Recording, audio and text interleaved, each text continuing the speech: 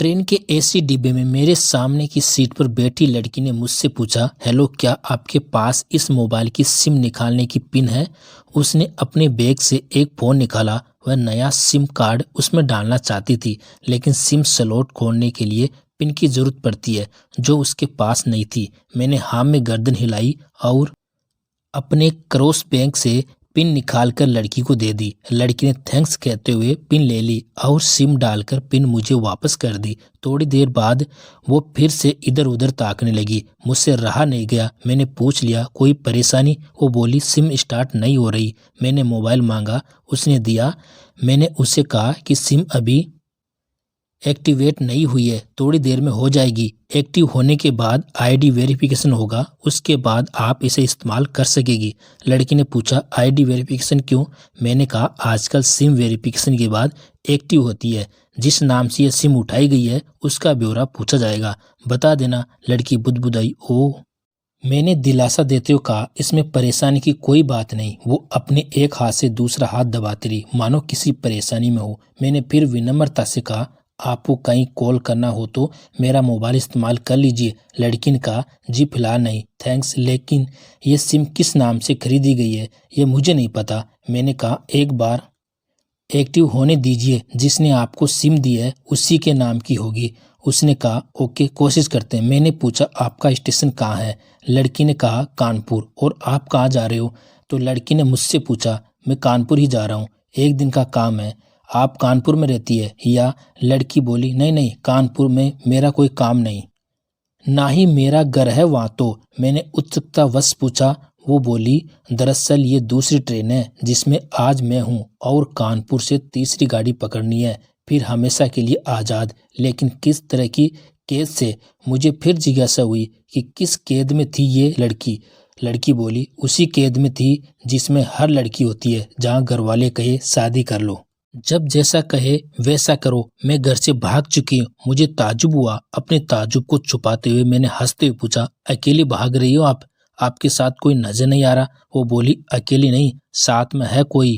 कौन? मेरे पर्सन खत्म नहीं हो रहे थे। कानपुर से एक और ट्रेन पकड़ूंगी, फिर अगले स्टेशन पर वो जनाब मिलेंगे और उसके बाद हम किसी को नहीं मिलेंगे। ओ, तो ये प्यार का मामला है? उसने कहा, जी। मैंने उससे बताया कि मैंने भी लव मैरिज की है। ये बात सुनकर वो खुश हुई, बोली, वाह, कैसे, कब? लव मैरिज की बात सुनकर वो मुझसे बात करने में रुचि लेने लगी। मैंने कहा, कब, कैसे, कहाँ? वो मैं बाद में बताऊंगा, पहले आप बताओ, आपके घर में कौन कौन है? उसने होशियारी भरते हुए कहा, वो मैं आपको क्यों बताऊं? मेरे घर में कोई भी हो सकता है, मेरे पापा माँ, भाई बहन, या हो सकता है भाई ना हो, केवल बहनें हो, या यह भी हो सकता है कि बहनें ना हो और दो चार गुस्सा करने वाले बड़े भाई हो। मतलब मैं आपका नाम भी नहीं पूछ सकता? मैंने काउंटर मारा। वो बोली, कुछ भी नाम हो सकता है मेरा। टीना मीना कुछ बहुत बातूनी लड़की थी। वो थोड़ी इधर उधर की बातें करने के बाद उसने मुझे टॉफी दी, जैसे छोटे बच्चे देते हैं क्लास में। बोली, आज मेरा बर्थडे है। मैंने उसकी हथेली से उठाते बधाई दी और पूछा, कितने साल की हुई हो? वो बोली, 18। मतलब भागकर शादी करने कानूनी उम्र हो गई आपकी? वो हंसी। कुछ ही देर में काफी फ्रैंक हो चुके थे हम दोनों, जैसे बहुत पहले से जानते हो एक दूसरे को। मैंने उसे बताया कि मेरी उम्र 35 साल है, यानी 17 साल बड़ा हूं तुमसे। उसने चुटकी लेते हुए कहा, लग तो नहीं रहे हो। मैं मुस्कुरा दिया। मैंने उससे पूछा, तुम घर से भागकर आई हो, तुम्हारे चेहरे पर चिंता के निशान जरा भी नहीं है। इतनी बेफिक्री मैंने पहली बार देखी। खुद की तारीफ सुनकर वो खुश हुई, बोली, मुझे उन जनाब ने पहले से ही समझा दिया था कि जब घर से निकलो तो बिल्कुल बिंदास रहना, घर वालों के बारे में बिल्कुल मत सोचना, बिल्कुल अपना मूड खराब मत करना, सिर्फ मेरे और हम दोनों के बारे में सोचना। और मैं वही कर रही हूँ। मैंने फिर चुटकी ली। कहा, उसने तुम्हें मुझ जैसे अनजान मुसाफिरों से दूर रहने की सलाह नहीं दी? उसने हंसकर जवाब दिया, नहीं, शायद वो भूल गया होगा ये बताना। मैंने उसके प्रेमी की तारीफ करते हुए कहा, वैसे तुम्हारा बॉयफ्रेंड काफी टैलेंटेड है। उसने किस तरह से तुम्हें अकेले घर से रवाना किया, नई सिम और मोबाइल दिया, 3 ट्रेन बदलवाई ताकि कोई ट्रैक ना कर सके। Very talented person. लड़की ने हामी भरी, बोली, बहुत टैलेंटेड है वो। उसके जैसा कोई नहीं। मैंने उसे बताया कि मेरी शादी को 9 साल हुए हैं, एक बेटी है 6 साल की और एक बेटा है 1 साल का। ये देखो उनकी तस्वीर मेरे फ़ोन पर। बच्चों की तस्वीर देखकर उसके मुंह से निकल गया, सो क्यूट। मैंने उसे बताया जब ये पैदा हुई तब मैं ईरान में था, एक अच्छी कंपनी में। बहुत अच्छी जॉब थी मेरी, बहुत अच्छी सैलरी थी। फिर कुछ महीने बाद मैंने वो जॉब छोड़ दी और अपने ही कस्बे में काम करने लगा। लड़की ने पूछा, जॉब क्यों छोड़ी? मैंने कहा, बच्ची को पहली बार गोद में उठाया तो ऐसा लगा जैसे मेरी दुनिया मेरे हाथों में है। 20 दिन की छुट्टी पर घर आया था, जाना था लेकिन जा ना सका। इधर बच्ची का बचपन खर्च होता रहे, उधर मैं पूरी दुनिया कमा लूं तब भी घाटे का सौदा है। मेरी 2 टके की नौकरी, बचपन उसका लाखों का। उसने पूछा, क्या बीवी बच्चों को साथ नहीं ले जा सकते वहाँ? मैंने कहा, काफ़ी टेक्निकल मामलों से गुजर कर एक लंबे समय के बाद रख सकते हैं। उस वक्त यह मुमकिन नहीं था। मुझे दोनों में से एक को चुनना था, आलीशान रहन सहन के साथ नौकरी या परिवार। मैंने परिवार चुना। अपनी बेटी को बड़ा होते हुए देखने के लिए मैं ईरान वापस गया था, लेकिन अपना इस्तीफा देकर लौट आया। लड़की ने कहा, वेरी इम्प्रेसिव। मैं मुस्कुराकर खिड़की की तरफ देखने लगा। लड़की ने पूछा, अच्छा आपने तो लव मैरिज की थी ना, फिर आप भागकर कहाँ गए, कैसे रहे और कैसे गुजारा वो वक्त? उसके हर सवाल और हर बात में मुझे महसूस हो रहा था कि ये लड़की बिल्कुल नासमझ और मासूम छोटी बहन थी।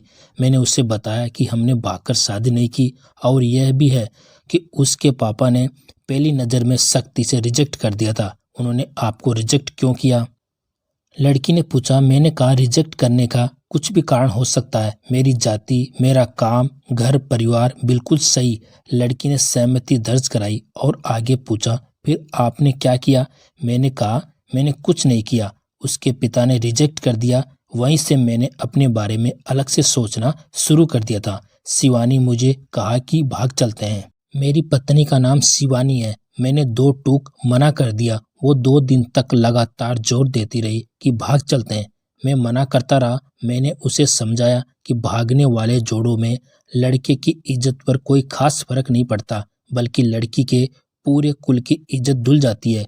भगाने वाला लड़का उसके दोस्तों में हीरो माना जाता है, लेकिन इसके विपरीत जो लड़की प्रेम संग भाग रही है उल्टा कहलाएगी।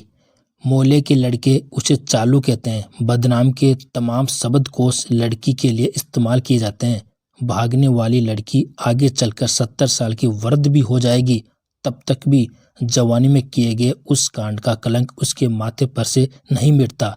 मैं मानता हूँ कि लड़का लड़की को तोड़ने का ये दोहरा मापदंड गलत है, लेकिन हमारे समाज में है तो ये नजरिया गलत है। पर सामाजिक नजरिया यही है। वो अपने नीचे का होठ दांतों तले दबा लेती है।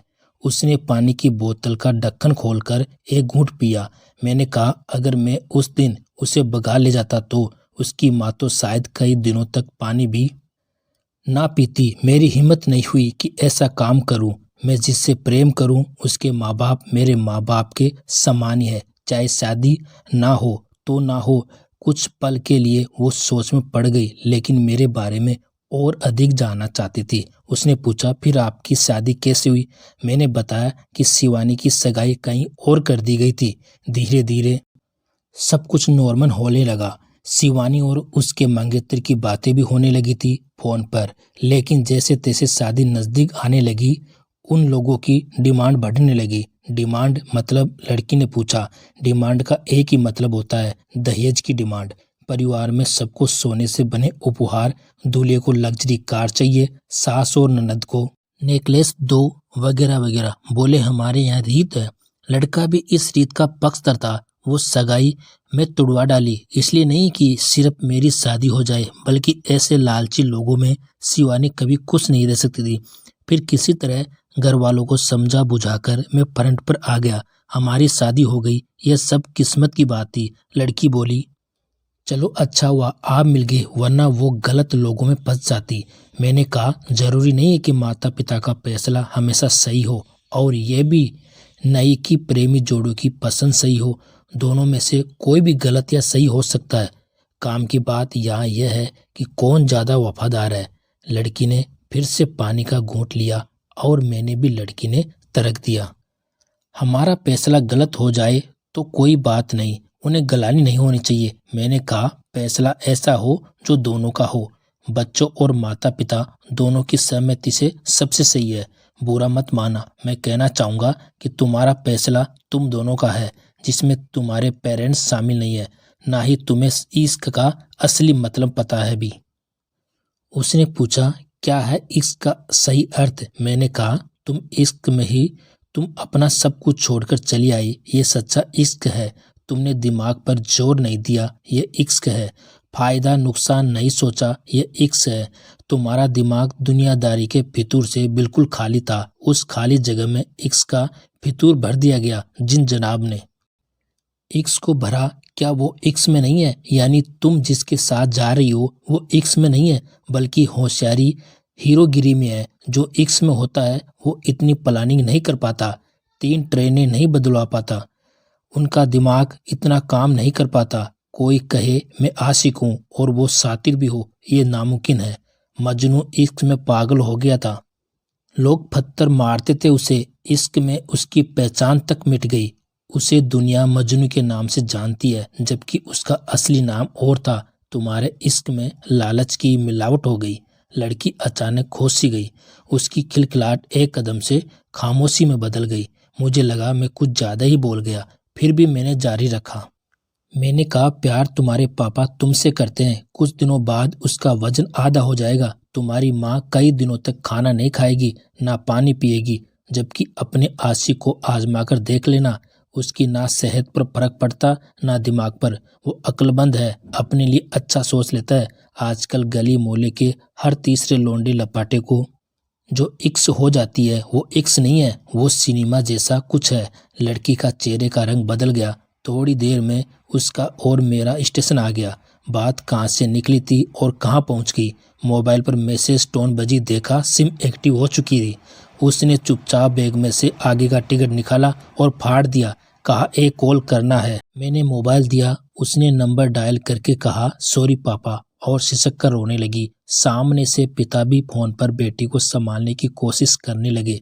दोनों तरफ से भावनाओं का सागर उमड़ पड़ा। हम ट्रेन से उतरे। उसने फिर से पिन मांगी, मैंने पिन दी। उसने मोबाइल सिम निकाल कर तोड़ दी और पिन मुझे वापस कर दिया। दोस्तों कहानी कैसे लगी कमेंट करके जरूर बताना। आपका धन्यवाद।